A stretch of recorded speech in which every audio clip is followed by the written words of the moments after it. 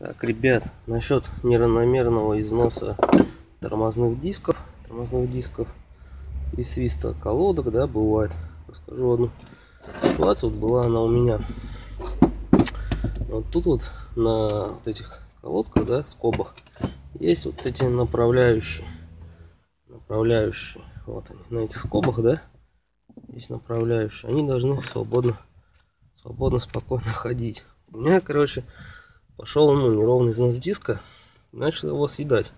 Неровный диск под углом. Я думаю, что такое, начал разбирать. А вот смотрите, в чем фишка была.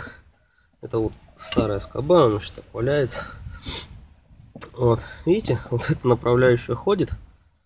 Вот это, короче, закисло вообще насмерть. Просто насмерть. Ее оттуда не выбить, не вытащить, ничего с ней не сделать.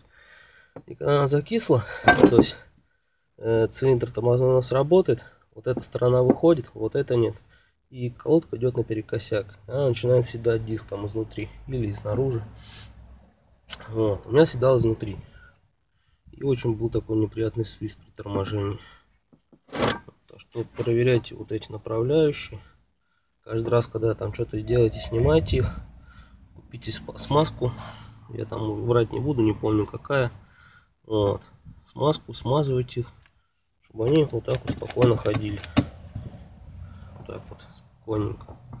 Ну все, счастливо.